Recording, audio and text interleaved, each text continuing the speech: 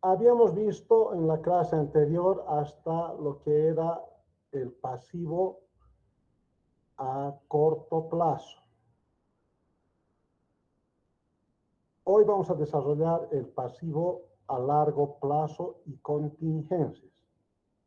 Creo que hemos quedado ahí. Entonces, veamos.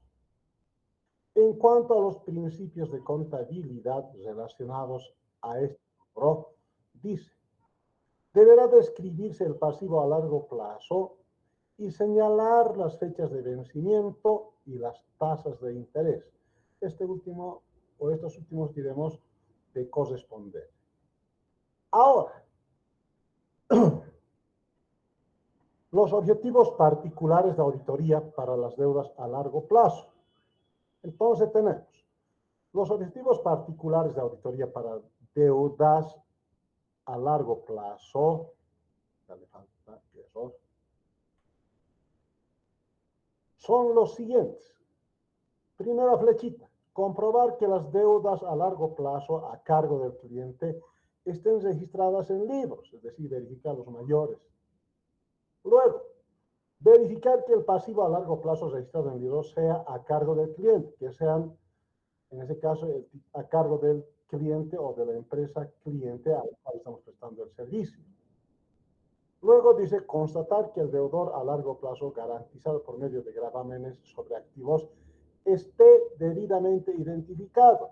Entonces, en este caso, puede darse el caso desde ya, como se menciona, que los préstamos o cualquier otro pasivo esté sujeto o respaldado con un gravamen sobre algún tipo de activo que tiene la empresa. Y es más aún que cada acreedor esté debidamente identificado.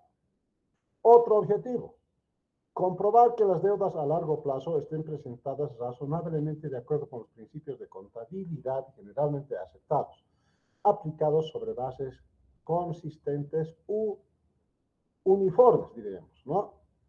Entonces, asegurarse que los gastos acumulados por concepto de intereses devengados estén registrados. Entonces, si algún pasivo ha acumulado algún tipo de interés a la fecha de preparación de estados financieros, los mismos deben estar lógicamente presentados y debidamente calculados hasta esa fecha de cierre y desde luego clasificados en el pasivo que corresponda en el balance general de la entidad cliente. Luego, establecer que los gastos registrados por concepto de interés sobre el adeudo tendría que ser, ¿no? No adeudado, sobre el adeudo tendría que ser. Sobre el adeudo a largo plazo hayan sido acumulados. Entonces, sabemos nosotros que a la fecha de cierre de gestión, todo gasto que sea realizado hasta la fecha de elaboración de estados financieros debe ser reconocido, sin considerar si se ha pagado o no. En el caso hipotético de que no se haya pagado, dice acá que deben estar devengados como cuentas o intereses por pagar. Luego, constatar que se haya cumplido con los términos de los contratos de préstamo.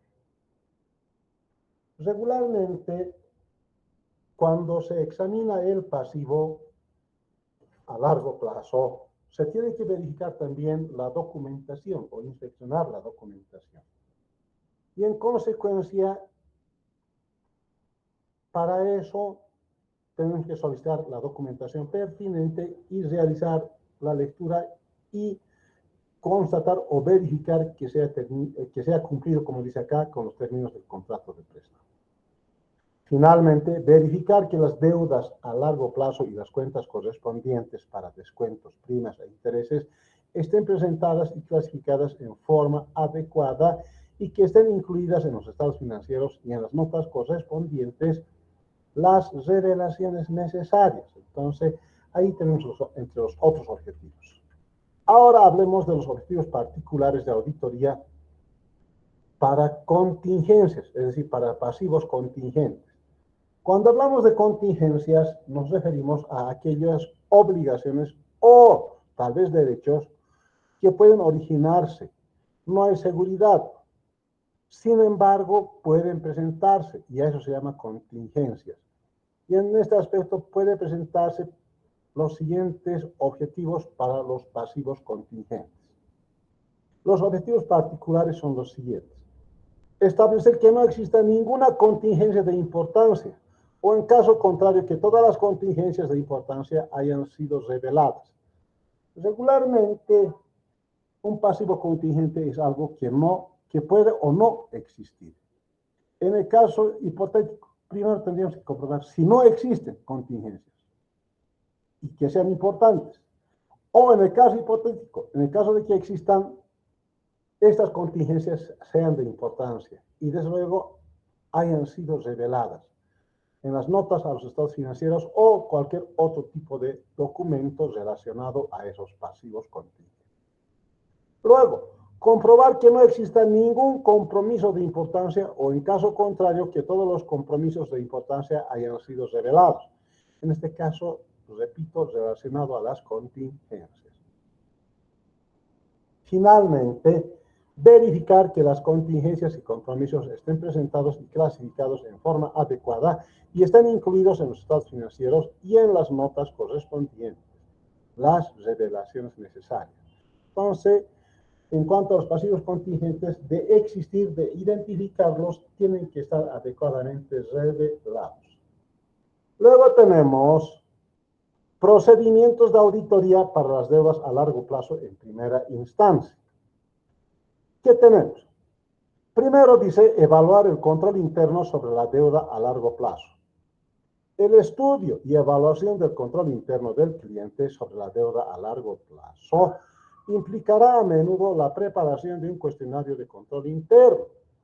Las siguientes son algunas de las preguntas típicas de este cuestionario. Es decir, acá se mencionan algunas preguntas importantes o que regularmente podemos encontrar en los cuestionarios de control interno relacionados a las obligaciones a largo plazo. Entonces tenemos como ejemplo, ¿se ha incurrido en un pasivo a largo plazo con pago de intereses solamente con la autorización del directorio? La respuesta tendría que ser sí o no.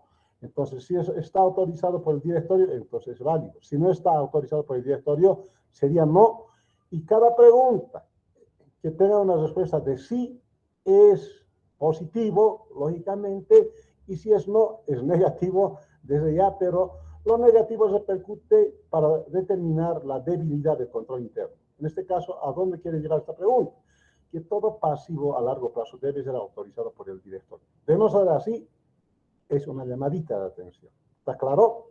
Luego, se ha designado a un fiduciario independiente para responder por todas las emisiones de bonos, las cancelaciones y pagos de intereses. Esto es en cuanto a las obligaciones a largo plazo cuando trabajamos con títulos o valores que en nuestro medio los llamamos bonos, ¿no? Entonces dice, se ha designado un fiduciario. Entonces, regularmente ese fiduciario es una entidad bancaria o financiera encargada de la emisión de bonos. Y consecuentemente, este fiduciario es el que actúa en todas las operaciones de la emisión de bonos, en el rescate de bonos, en el pago de los intereses sobre bonos, la determinación sobre las primas o descuentos que pueden existir en los bonos. A eso se refiere esta preguntita. Luego, el directorio ha especificado los bancos de los cuales pueden obtenerse préstamos, entonces también es otra pregunta importante. Cuando se obtienen préstamos de alguna entidad financiera, todo debe estar autorizado por el directorio. ¿Está claro? Luego, analizar las deudas a largo plazo. Un papel de trabajo de análisis para deudas a largo plazo es muy similar al análisis de las cuentas por pagar. Un análisis de las deudas a largo plazo indica el saldo inicial. Si solo hay de cada documento individual, los demás pagarés emitidos y los pagos a cuenta durante el año, el saldo final de cada pagaré y o de cada emisión de bonos, además de los saldos iniciales de intereses por pagar o de intereses pagados por anticipado.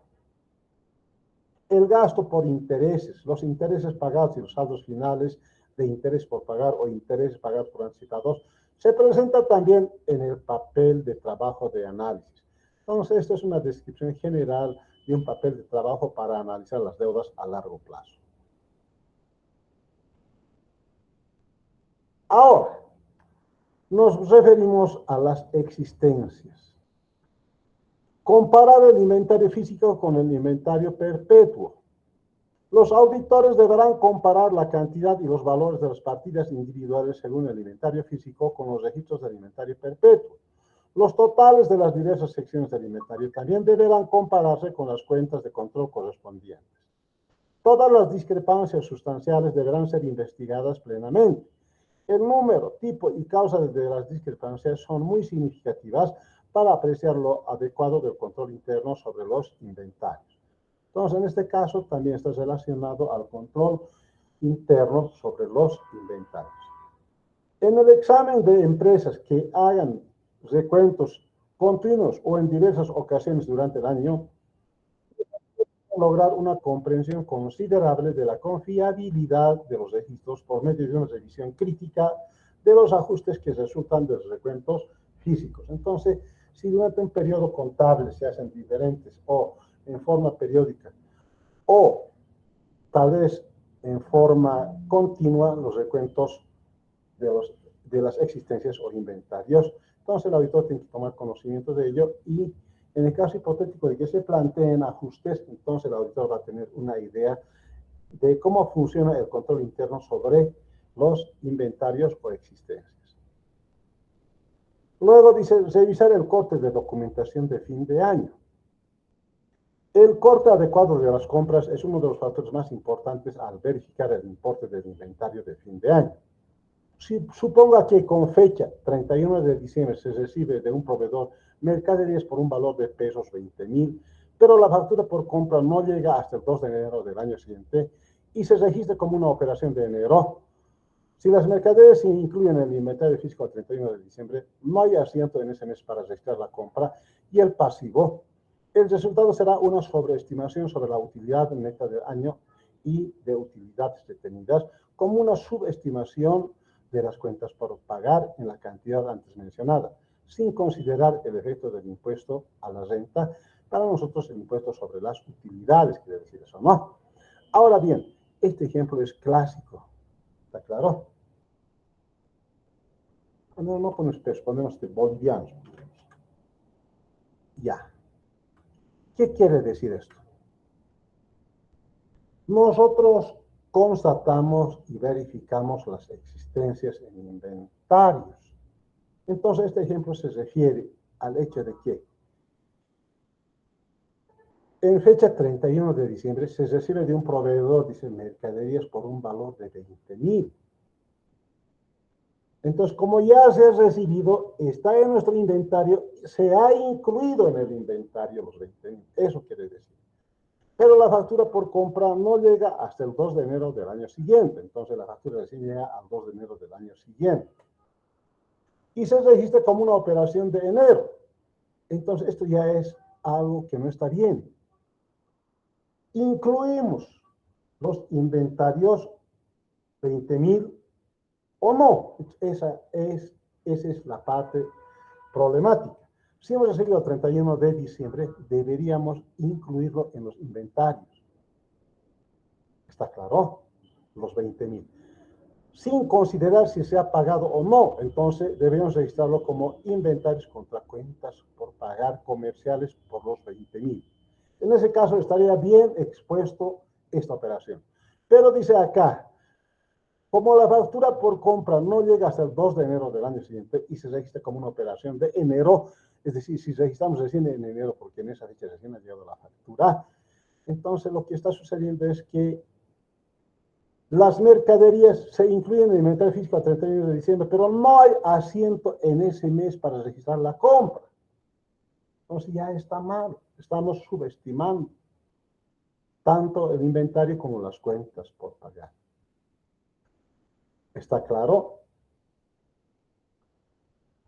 Luego, el resultado, como se acá, será una sobreestimación tanto en la utilidad neta del año y las utilidades detenidas. Entonces va a aparecer de la nada 20.000 en el inventario y eso va a ir a aumentar la utilidad de la empresa y las utilidades acumuladas. A eso se refiere cuando dice la sobreestimación de la utilidad. Asimismo, esa operación así tratada va a dar como resultado una subestimación de las cuentas por pagar en la cantidad antes mencionada, sin considerar el efecto del impuesto a las utilidades o a la renta, como dice acá. Entonces, eso es un ejemplo. Pues hay que revisar el corte de documentación de fin de año. También dice, puede presentarse una situación opuesta si se recibe una factura de compra y se registra el 31 de diciembre, pero la mercadería amparada con la factura no se recibe hasta varios días después y no se incluye en el inventario físico tomado el 31 de diciembre o a fin de año. El efecto en los estados financieros de registrar una compra sin incluir las mercaderías en el inventario será subestimar la utilidad neta, las utilidades retenidas y el rubro existencias del balance general. Entonces hay que evitar esta situación y practicar un corte de documentación relacionadas a las compras y que tienen su efecto en los inventarios. Luego tenemos aplicar pruebas globales para determinar la razonabilidad de las existencias.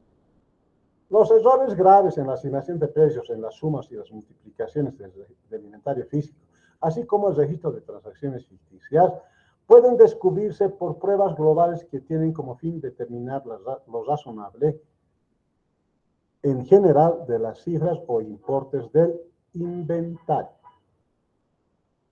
Es decir, hacer un procedimiento analítico de las cuentas relacionadas con el inventario. ¿Por qué digo de las cuentas relacionadas con el inventario? Sabemos que en la empresa comercial puede haber inventario de mercaderías, inventarios de material de oficinas, repuestos, etcétera, como también inventarios en tránsito. ¿Está claro? Entonces vale la pena, dice, hacer un procedimiento analítico de esas cuentas en forma global. Si hay una distorsión que nos llamara la atención, hay que hacer una investigación detallada de los mismos. Al margen, dice, deberá tenerse o prepararse un resumen comparativo de los inventarios, clasificados por tipos principales, tales como materias primas, productos en proceso, productos terminados, repuestos y accesorios. Deberán investigar las explicaciones de todos los aumentos o disminuciones importantes en comparación con las cantidades del año anterior. En este caso, este procedimiento es aplicable para las entidades manufactureras que elaboran productos a partir de la materia prima. Solamente es un enunciado, un comentario, un ejemplo para que se tome en cuenta cuando tengamos que realizar algún tipo de examen de esta naturaleza. Luego dice inventario, o mejor dicho, examinar los inventarios al cierre del ejercicio anterior. ¿Por qué es necesario examinar las existencias físicas del inventario del año anterior? Porque nosotros sabemos que ese es el punto de partida para todas las operaciones relacionadas con existencias que se van a llevar a cabo durante el periodo contable hasta el fin de año o hasta el fin de ese periodo contable. Entonces el copiadito menciona la necesidad de que los auditores estén presentes para observar la toma del inventario físico o final se ha enfatizado fuertemente en la literatura de la auditoría. Sin embargo, la cifra para el inventario inicial es igualmente significativa para determinar el costo de las mercaderías vendidas y la utilidad neta del año. En este caso, en el caso hipotético de que la empresa utilice el sistema de control de existencias bajo el procedimiento del sistema periódico, ¿no?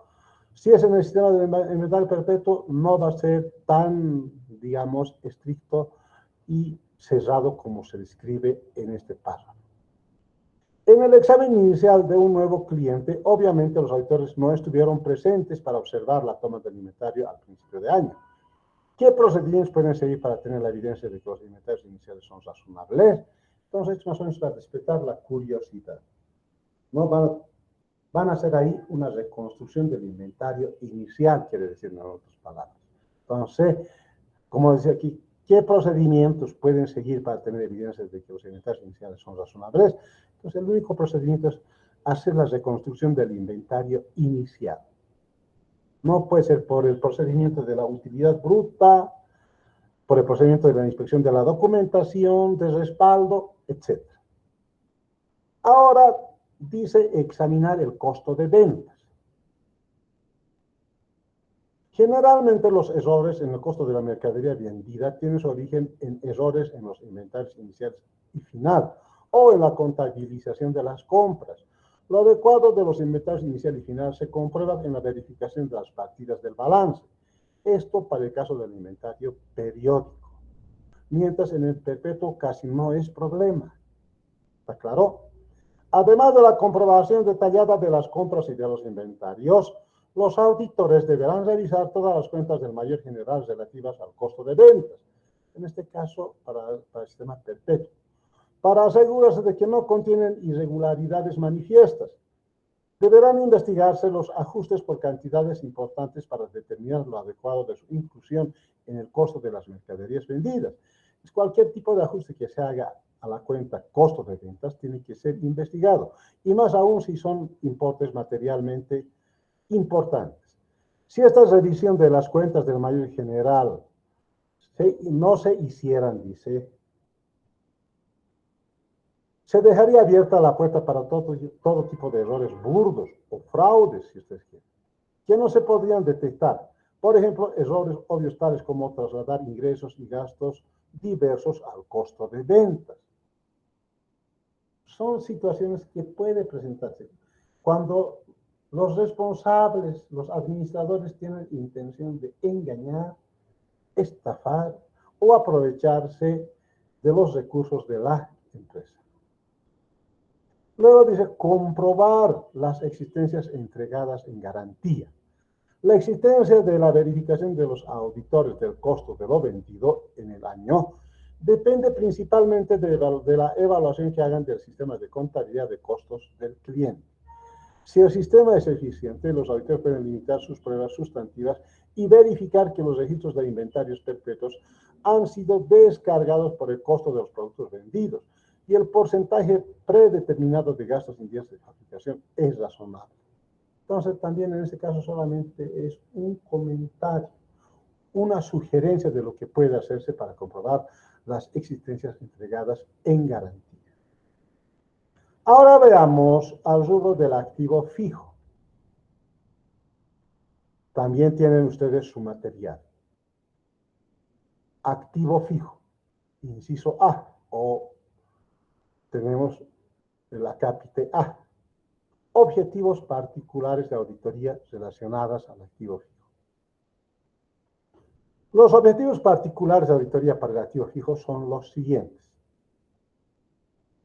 Lo haremos con flechitas para que quede clarito. Pero ustedes tienen ya impreso el documento. Solamente para fines de explicación.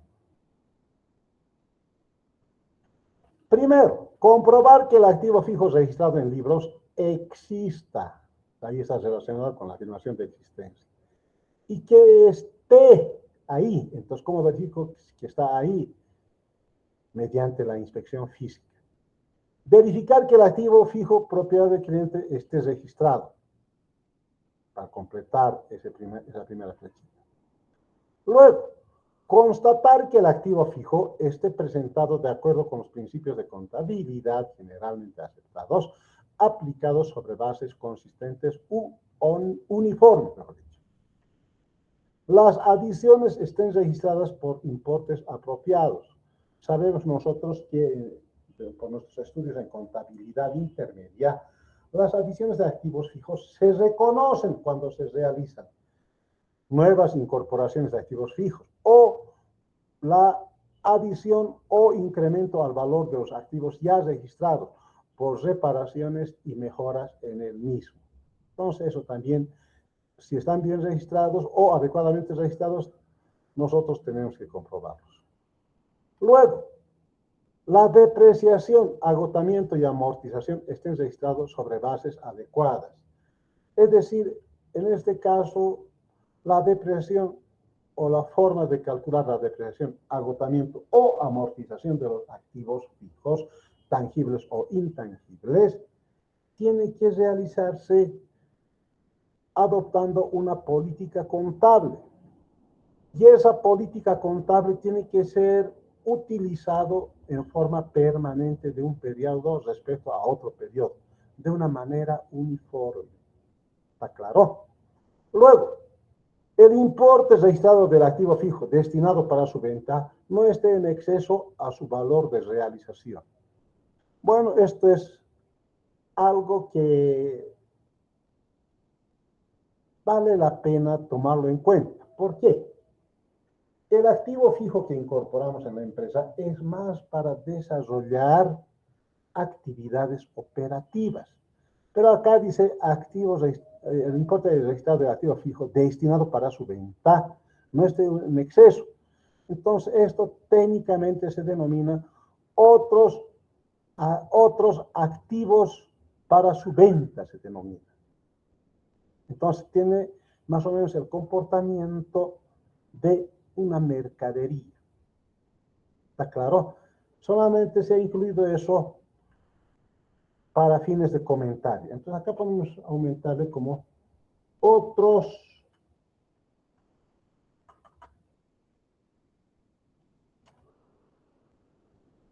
activos mantenidos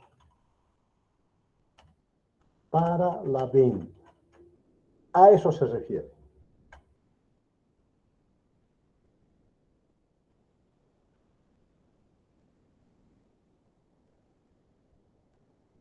Luego dice, asegurarse que el activo fijo registrado sea propiedad del cliente. ¿Cómo verificamos esto? A través de la inspección de los documentos de propiedad. Tiene que estar a nombre de la empresa cliente. Luego dice, comprobar que el activo fijo registrado en libros esté libre de gravámenes y restricciones respecto a su uso, o que los gravámenes y restricciones estén debidamente revelados. Este es otro aspecto que debemos considerar al momento de realizar una auditoría. Muchos bienes del activo fijo que tienen un importe materialmente importante, como son, por ejemplo, terrenos, edificios, propiedad horizontal, oficinas, vehículos y otros activos de mayor valor, pueden ser objeto de gravámenes.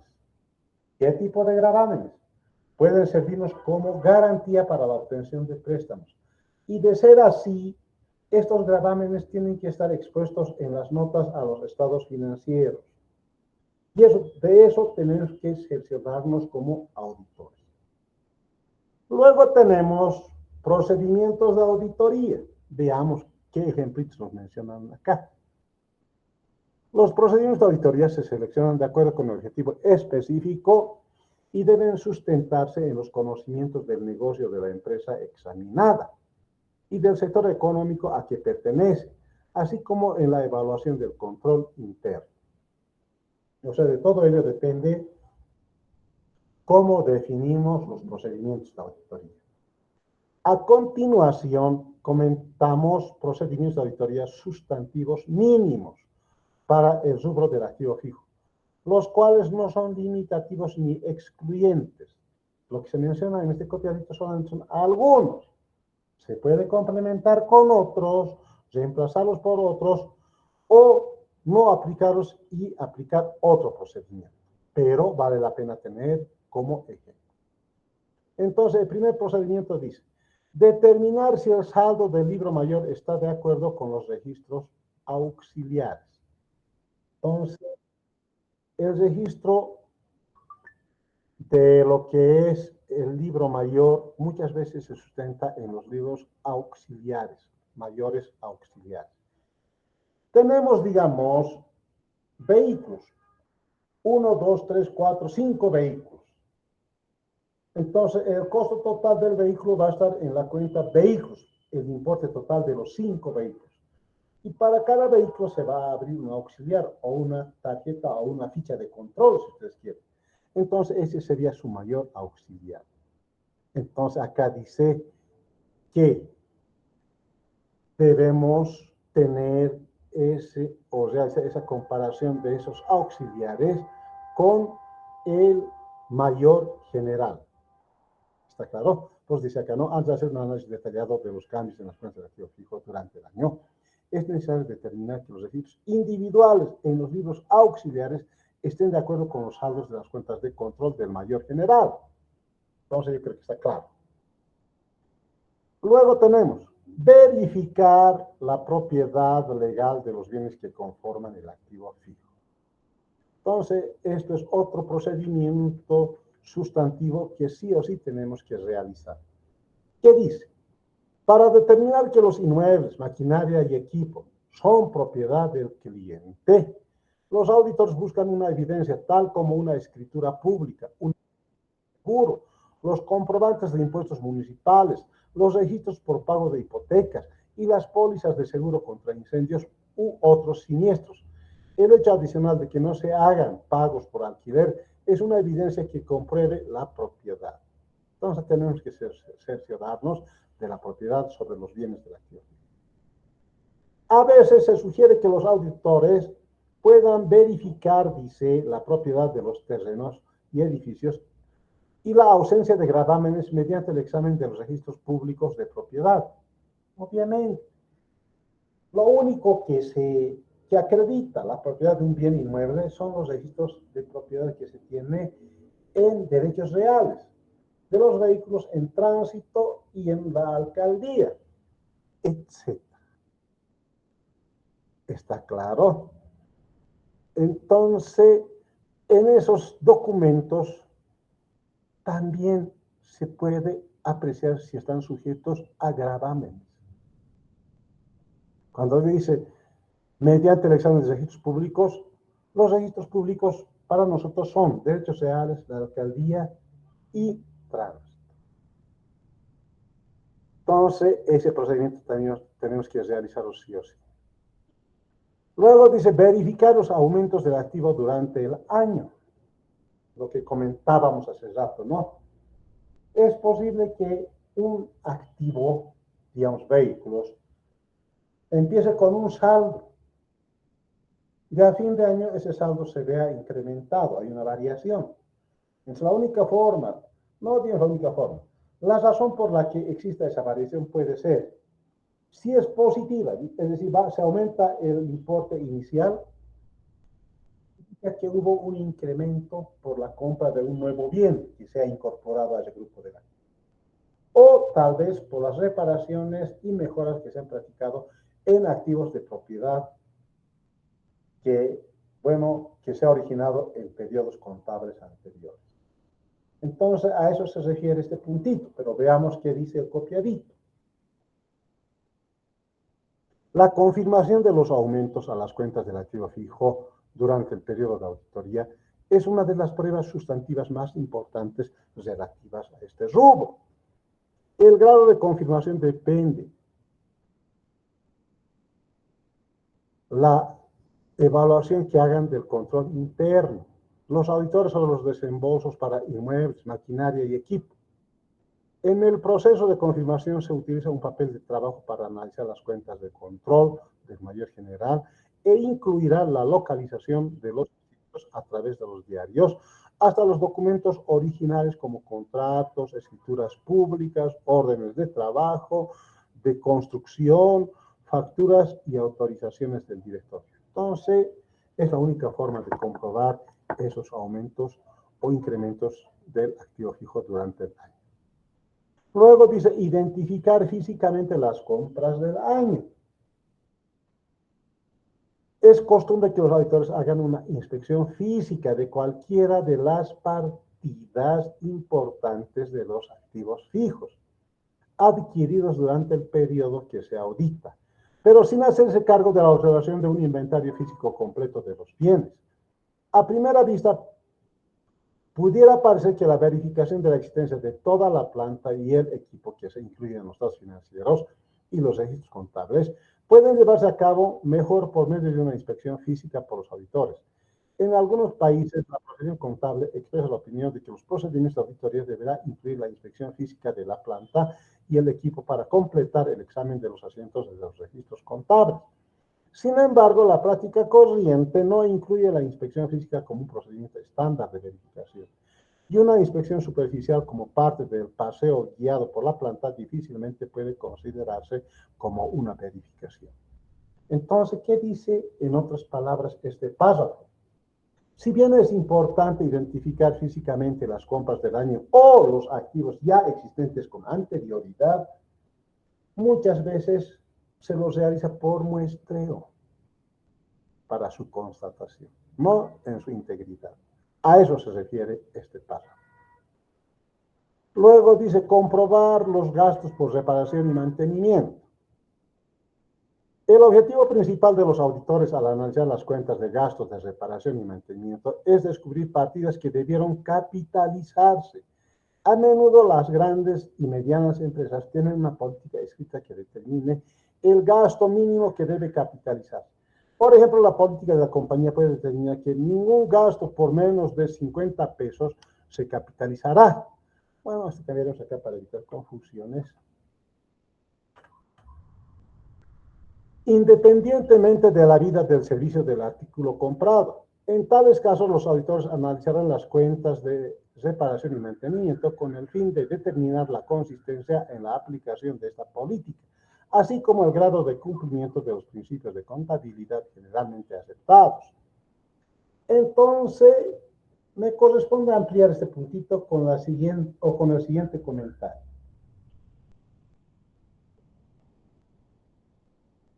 Teóricamente, los gastos menores se clasifican como gastos de mantenimiento. Por ejemplo,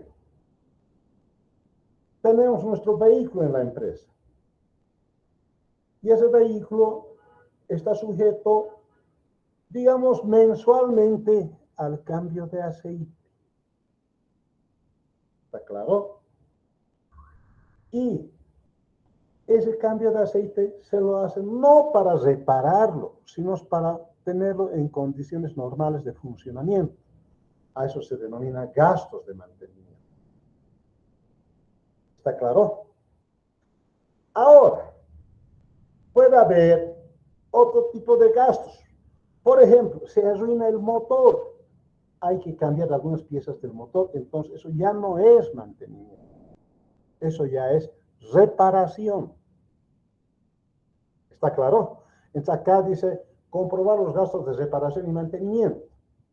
Pero acá dice también, y en forma arbitraria, los que son menos de 500 no se capitalizan. ¿Está claro? Pero si es mayor a 500, se capitalizan. Esto solamente es una referencia. En la práctica común, ¿qué hacemos en nuestra realidad económica? Guiados principalmente por la normativa tributaria, y hemos adoptado como una práctica ya desde hace años, varios años atrás, que cuando una reparación y mantenimiento es por debajo del 20% del costo del bien, se considera gasto. Sin importa que tenga el bien. Su valor es, digamos, 10.000 bolivianos. Su reparación y mantenimiento llega hasta 2.000. Si llega hasta 2.000, se considera gasto. Se va al estado de resultados como gastos de mantenimiento y reparación. ¿Está claro? Pero si supera ese 20%, digamos es 3.000 bolivianos, en ese caso ya no es gasto, es costo. Costo de reparación y mejora se denomina en ese caso. Se repara algo y se mejora el bien. A veces se aumenta la vida útil inclusive por esa mejora.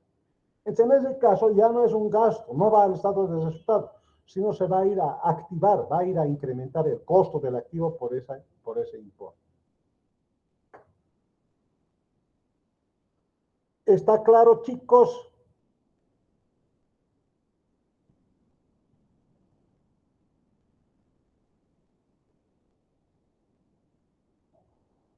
Ya pues chicos, si no están atendiendo, bueno, pena por ustedes porque esto va Sí, a ser licenciado, está claro. bien. Pues decía, en tales casos los auditores analizan las cuentas de separación y mantenimiento con el fin de determinar la consistencia en la aplicación de esta política, así como el grado de cumplimiento de los principios de contabilidad generalmente aceptados. Entonces, lo que dice acá 500 solamente es arbitrario para explicar. En nuestra realidad económica siempre van a tomar en cuenta el 20% del costo del bien. Si es menor, gasto. Si es mayor, costo y se capitaliza. De esa forma se resume esta explicación. Luego dice verificar los retiros durante el año.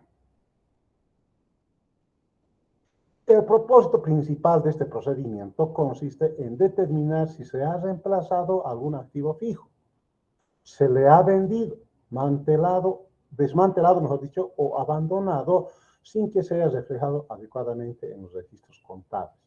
Casi todos los inventarios físicos de la planta y equipo, bien hecho, revelan unidades faltantes de activos fijos, unidades de que se prescinde sin una deducción correspondiente en las cuentas. Entonces, esta situación, incluso tengo un ejercicio clásico relacionado a esto que les voy a enviar para que analicen ustedes. Entonces, ¿qué significa? ¿O qué quiere decir? Los bienes del activo fijo pueden ser, mejor dicho, dados de baja por diferentes razones. Uno, por cumplimiento de vida útil.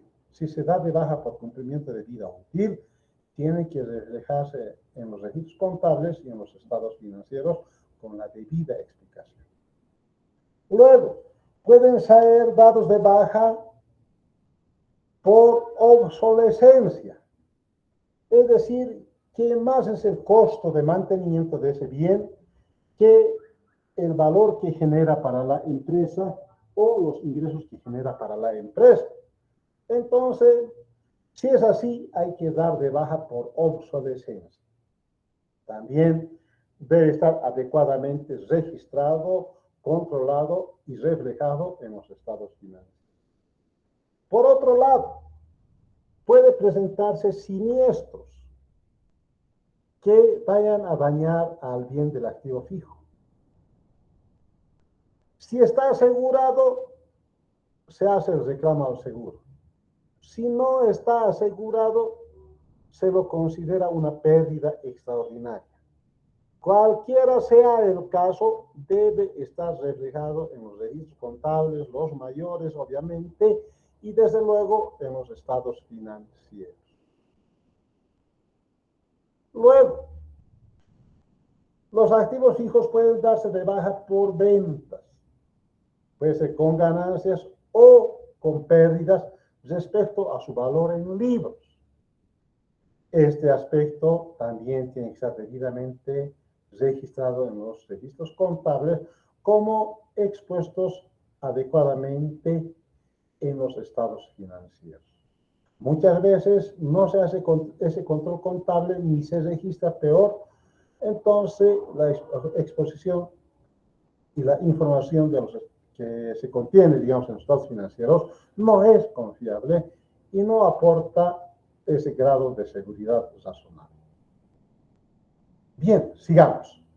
Investigar los activos fijos en desuso.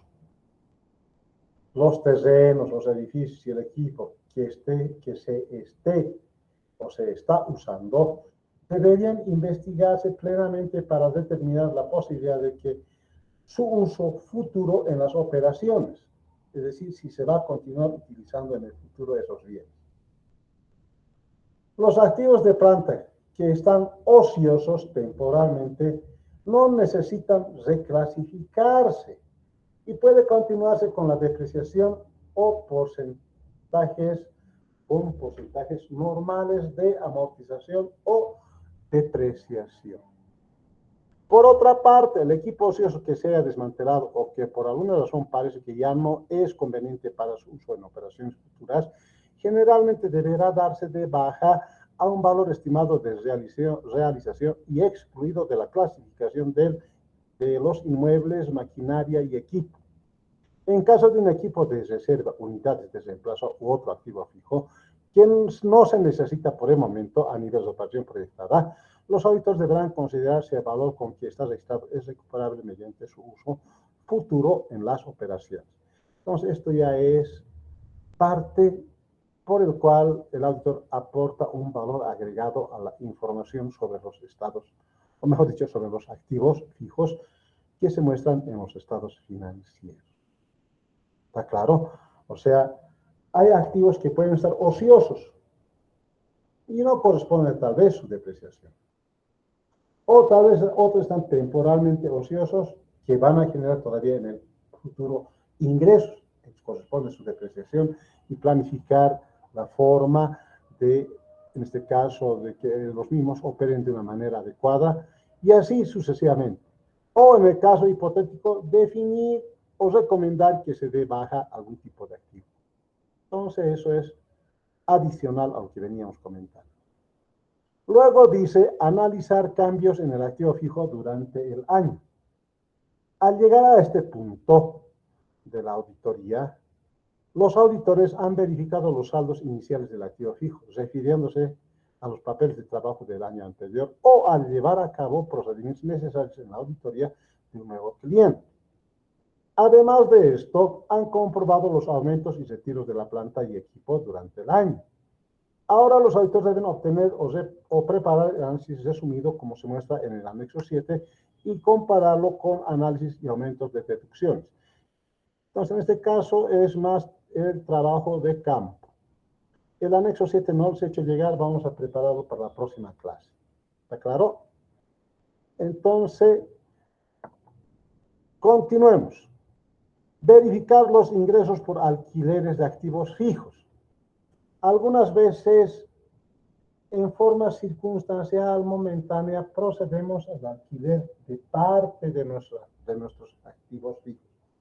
Y de presentarse, obviamente debemos verificar los ingresos que está generando este alquiler. Y en consecuencia dice, la verificación de los resultados por alquileres de los terrenos y edificios es a menudo conveniente para los auditores obtener o dibujar un mapa de la propiedad y hacer una inspección física de cada unidad. Esto puede revelar que los locales de que se informa como vacantes, de hecho, están ocupados por sus arrendatarios o inquilinos, diríamos, ¿no? Y están produciendo un resultado que no se refleja en los registros contables. Es decir, si hay productos, tienen que estar registrados y tienen que reflejarse en los estados financieros. Si la propiedad de un plano de pisos del edificio, así como la copia de todos los contratos, en este caso, perdón, me equivoqué. Si la propiedad del cliente incluye un edificio, mejor dicho, para oficinas o departamentos, los auditores deberán recibir un plano de los pisos del edificio, así como copia de todos los contratos de alquiler. De este modo, pueden tomar en cuenta todos los espacios disponibles para arrendamiento que estén produciendo ingresos o que estén desocupados. De acuerdo las vacantes de que se tiene conocimiento por inspección física de balance general. Si se lleva a cabo un trabajo de auditoría intermedio, deberá verificarse también las vacantes por inspección y por comentario de la administración en cada visita de los auditores durante el año. Creo que la redacción está razonablemente comprensible. Luego dice verificar, en este caso, los impuestos a la propiedad. Los gastos por impuestos a la propiedad del cliente pueden verificarse convenientemente durante la auditoría de los correspondientes activos de la planta. Los auditores deberán recibir o preparar un análisis de impuestos pagados por adelantado, gastos por impuestos e impuestos por pagar, y deberán confirmar los pagos de los impuestos con comprobantes emitidos por las municipalidades debidamente cancelados y los cheques pagados. Entonces, el impuesto a la propiedad obviamente se paga ante el gobierno municipal. Acá pues dice por las municipalidades. ¿Está claro? Entonces, es un procedimiento de auditoría que sí lo realizamos.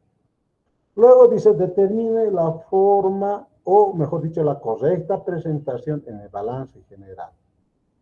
La norma internacional de información financiera, o NIC 16, como más lo conocemos, Inmuebles, Maquinaria y Equipo, emitida en el mes de marzo de 1992, revisada en 1998, revisada lógicamente por la Junta de Normas Internacionales de Contabilidad de la AISB, por sus siglas en inglés, establece que en adición de las revelaciones requeridas por la NIF 1, presentación de estados financieros, y por la NIF 4, contabilización de la depreciación. En este caso se refiere a la determinación del valor en libros. Programa de auditoría para los gastos por depreciación y depreciación acumulada. Está relacionado obviamente con el activo. El siguiente bosquejo de las pruebas sustantivas que deben llevar a cabo los auditores para revisar la depreciación se establece con detalle suficiente para que en general se explique por sí mismo. En consecuencia, no se presentará una discusión punto por punto. Sin embargo, las técnicas para comprobar la provisión del cliente para depreciación por el año y para analizar las cuentas de depreciación acumulada se comentaron en acápites precedentes, es decir, anteriores, ¿no? Entonces, entre esos procedimientos que va en el programa para las depreciaciones, dice, 1. Revisar las políticas de depreciaciones que se indican en el manual de las compañías u otras instrucciones de la administración. Esto se refiere a la política de las depreciaciones que ha adoptado la entidad. Puede estar en su manual, no diremos de funciones, sino de procesos y procedimientos, estaría ahí. Ahora, determinar si los métodos que se usan están ideados cuidadosamente.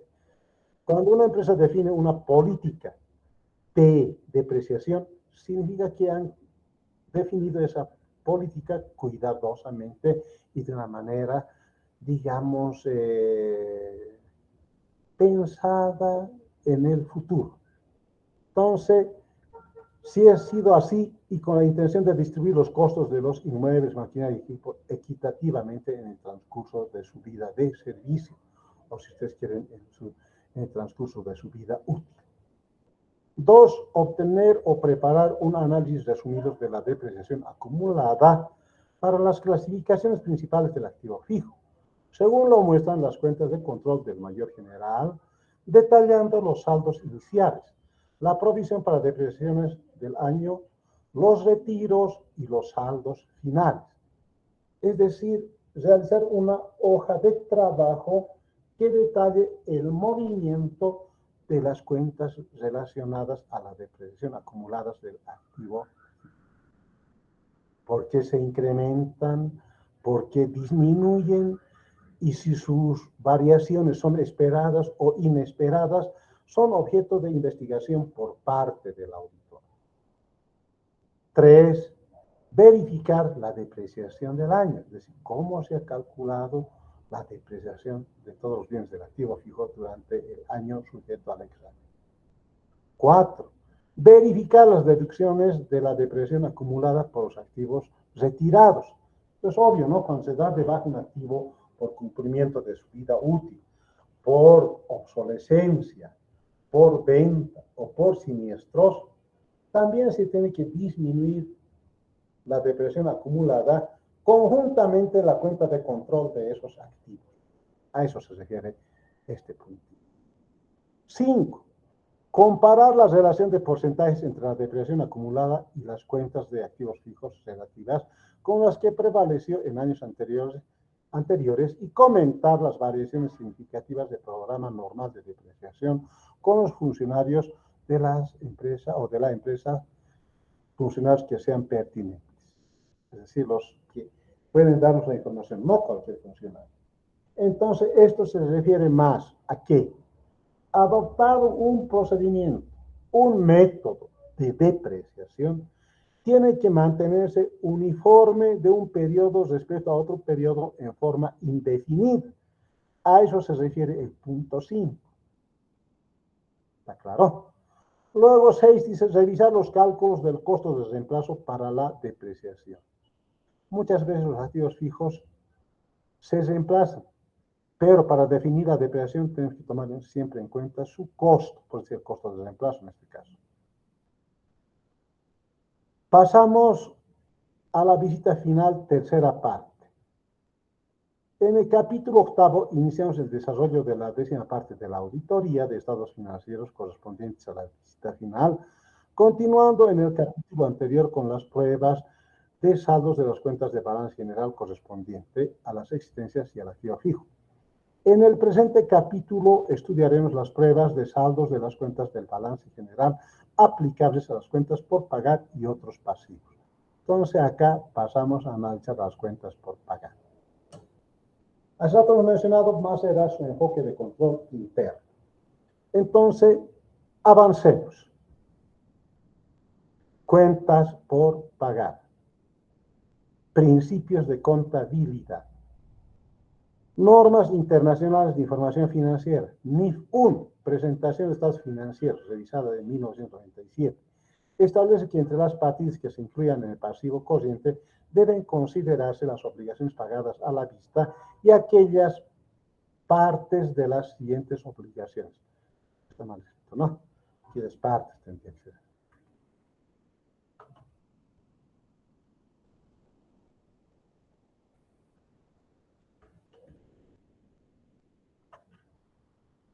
Cuyo pago se espera realizar dentro del plazo de un año a partir de la fecha de balance. Entonces, se refiere a las cuentas por pagar a corto plazo. Procedimientos de auditoría para las deudas a largo plazo. Los procedimientos de auditoría se seleccionan de acuerdo con el objetivo específico y deben sustentarse con los conocimientos del negocio de la empresa examinada y del sector económico a que pertenece, así como la evaluación del control interno.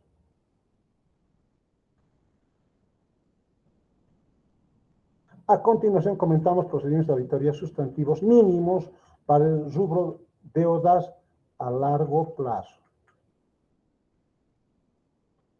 El estudio y evaluación de control interno del cliente sobre la deuda a largo plazo implicará a menudo la preparación de un cuestionario de control interno. Las siguientes son algunas de las preguntas típicas de este cuestionario. ¿Se ha incurrido en un pasivo a largo plazo con pago de intereses solamente con autorización de directorio? Bueno, creo que esto está repetido de hace rato, ¿no es así? Analizar las deudas a largo plazo también está repetido. Entonces acá tenemos, desde a corto plazo nos faltaría, y eso estamos realizando acá. Examinar las copias de los documentos por pagar. Los auditores deberán examinar las copias de los documentos por pagar y las escrituras de hipotecas.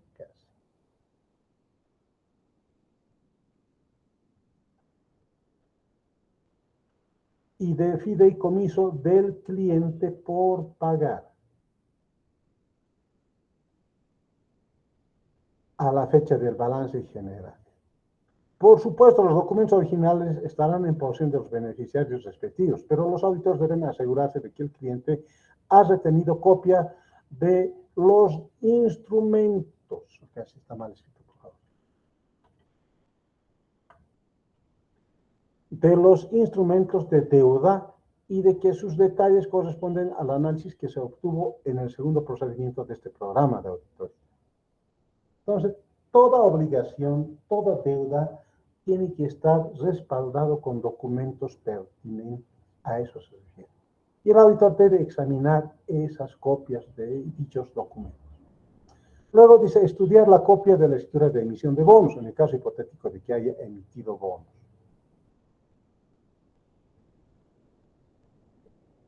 En la primera auditoría a un cliente o en ocasión de una nueva emisión de bonos, los auditores obtendrán una copia de la escritura de emisión de bonos para su archivo permanente.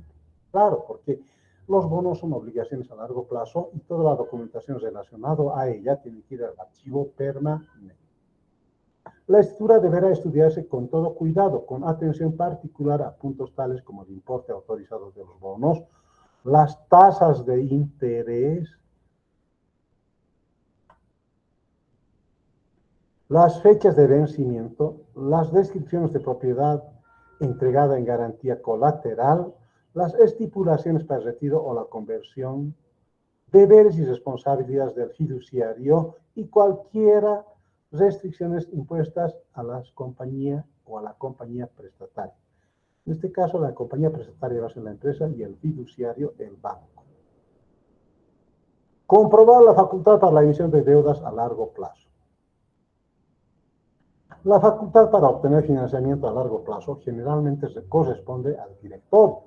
Para determinar que los bonos en circulación fueron debidamente autorizados, los auditores deberán leer los pasajes en las actas de las juntas de directores y de accionistas de correspondencia relativos a la emisión de la deuda. Generalmente las actas harán referencia a las secciones aplicables de los estatutos de la empresa que permiten la emisión de instrumentos de deuda y también pueden hacerse mención a la opinión de la Oficina de Asesoría Legal de la compañía relativa a la legalidad de la emisión.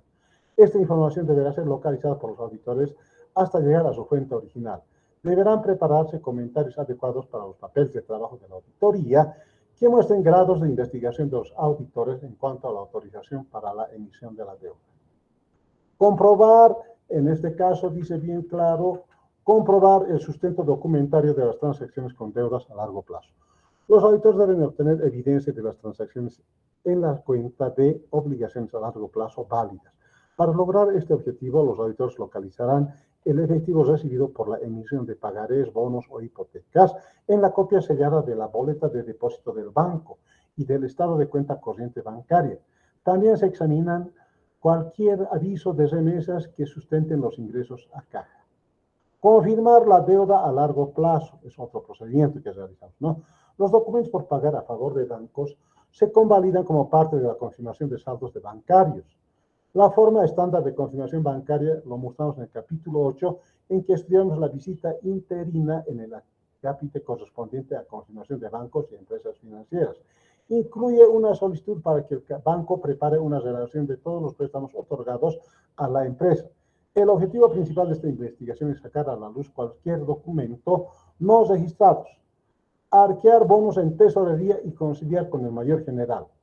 Algunas compañías readquieren sus propios bonos en el mercado de valores, indirectamente a través de la bolsa de valores o directamente de los tenedores de bonos, con el propósito de volverlos a emitir en una fecha posterior. Estos bonos se llevan a una cuenta de bonos en tesorería. Para verificar esta partida, los auditores localizarán, dice mejor, todos los cargos por bonos adquiridos en tesorería, como en este caso todos los bonos por la reemisión, directamente con las actas que autorizan estas transacciones y con los registros de caja. No es muy común en estos medios la recompra de valores, pero puede darse. Verifique el cálculo de los gastos por intereses, interés por pagar y de la amortización de los descuentos o primas. Esto es también un tema estudiado en contabilidad intermedia en el pasivo a largo plazo y vamos a recordar con esta lectura, para lo cual también el auditor deberá tener conocimiento de esos temas ya mencionados. El gasto por intereses tiene un significado especial para los auditores porque indica el monto del pasivo pendiente de pago. En otras palabras, el estudio cuidadoso de pago por intereses es un medio para sacar a luz cualquier pasivo que devenga intereses y que no esté registrado. La verificación del gasto de intereses, el interés por pagar sobre documentos, hipoteca o escrituras o fideicomisos por pagar, generalmente es una cuestión simple. Los auditores comprueban lo adecuado de los gastos del cliente por concepto de intereses y los cálculos de intereses por pagar que se indican en los análisis que constan en los papeles de trabajo de los documentos o hipotecas que se hicieron en el segundo procedimiento del programa de auditoría. Además de esto, los auditores deberán examinar los cargos en los estados de cuenta corrientes bancarios por los cheques cancelados que sustentan los pagos por intereses y revisar las confirmaciones recibidas de los beneficiarios de los documentos o las hipotecas para verificar las fechas en las cuales se han pagado los intereses de cada documento o hipoteca. Comprobar el cumplimiento de las cláusulas de restricción de la escritura de emisión. Por lo general, las emisiones de bonos imponen a la compañía emisora una serie de restricciones y prohibiciones, todas con la finalidad de proteger los intereses de los tenedores de bonos. Las estipulaciones de la escritura de emisión frecuentemente requieren mantenimiento de un fondo de amortización, el mantenimiento de niveles mínimos estipulados del capital de trabajo y el mantenimiento del seguro del inmueble entregado en garantía. La escritura de emisión también puede restringir el pago de dividendos a una proporción especificada de las utilidades y prohibir más préstamos a largo plazo, excepto bajo ciertas condiciones establecidas en la misma escritura. Es más un procedimiento administrativo ilegal. Revisar los pagos posteriores. Los documentos por pagar al cierre del ejercicio, en algunos casos, pueden ser cancelados en fecha posterior, pero antes de que los auditores se retiren de la empresa, bajo examen. En estos casos se tiene la oportunidad de verificar estos pagos. Si los pagares son renovados en fecha posterior cercana al cierre del ejercicio, el auditor tiene que evaluar convenientemente su clasificación en los estados financieros como pasivo corriente o como pasivo a largo plazo.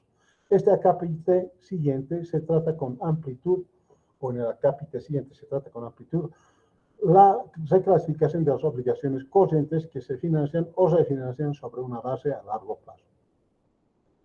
Prestación de la deuda a largo plazo presentación de la deuda a largo plazo en el balance general. Los usuarios de los estados financieros, especialmente los bancos, empresas financieras e inversionistas potenciales, analizan detenidamente el pasivo de las empresas para determinar su situación financiera actual y futura. Por ejemplo, la existencia de préstamos bancarios sin garantía específica demuestran buenos antecedentes crediticios y solidez financiera. En caso de préstamos garantizados, es de gran importancia a la naturaleza de los bienes otorgados en garantía. Por ejemplo, se entregan en garantía bonos de gobierno o de una empresa importante, es indicativo de una sólida posición financiera sustentada en una decisión de conservar los bonos por lo menos durante la vigencia del préstamo, obteniendo un préstamo en vez de enajenar aquellos.